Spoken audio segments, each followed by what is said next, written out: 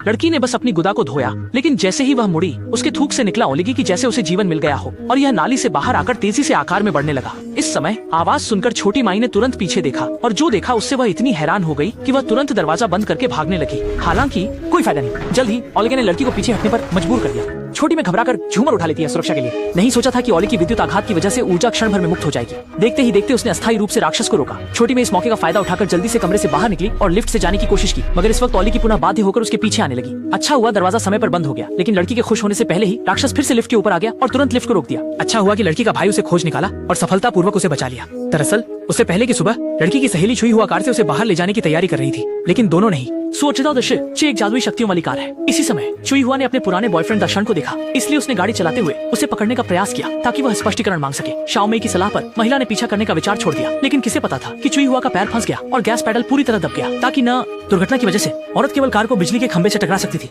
इस प्रक्रिया में कार की रहस्यमयी वस्तु छोटी मे के कप में गिर गई। औरत सीधे कार से उतरकर चली गई। तभी सिरुआ हक्का बक्का समय पर चुपचाप गाड़ी अचानक चल पड़ी और सीधे समुद्र की ओर जाने लगी। जैसे जैसे कार की गति बढ़ती गई, महिला को कार से कूदकर बचने का उपाय सोचना पड़ा। उसने सफलतापूर्वक डिक्की को खोल लिया और गाड़ी के समुद्र में गिरने से पहले कूद गई। जबकि इस बारे में अनजान छोटी में एक पेय दुकान पर पहुंच गई, जहां स्टाफ ने जल्दी से एक पेय तैयार किया और साक्षात्कार की जल्दी में महिला उसे एक बार में पीकर साक्षात्कार के स्थान की ओर बढ़ गई। किसे पता था कि जब वे काम के बारे में बात कर रही थी, तब अचानक शाओमेई की नाक से खून बहने लगा और खून अजीब से काला हो गया। महिला तेजी से घर लौटी और वॉश बेसिन के सामने उल्टी करने लगी और इसी से शुरुआत का दृश्य हुआ।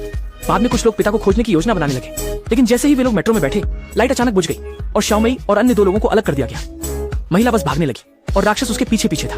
जब शाओमेई ने डिब्बा छोड़ा, तब उसने पाया कि स्टेशन का बाहर जाने वाला दरवाजा पहले ही बंद हो चुका था। जैसे ही उसने देखा कि दानव अब उसके सामने आ चुका है, सौभाग्य से औरत को उच्च ताप वोल्टेज का ध्यान आया। उसने पहले पत्थर बने दानव को याद किया। शाओमेई ने हिम्मत जुटाई और प्लेटफॉर्म से नीचे कूदकर ट्रैक पर दौड़ना शुरू कर दिया। वह सफलतापूर्वक खुली हुई उच्च ताप वोल्टेज को पार कर गई। राक्षस सीधे लुढ़क गया और तुरंत ही कार्बन में बदल गया। पीछे आती मेट्रो से टकराकर चूर चूर हो गया। महिला आखिरकार संकट से मुक्त हो गई और अपने भाई के साथ खुशी भरा जीवन बिताने लगी।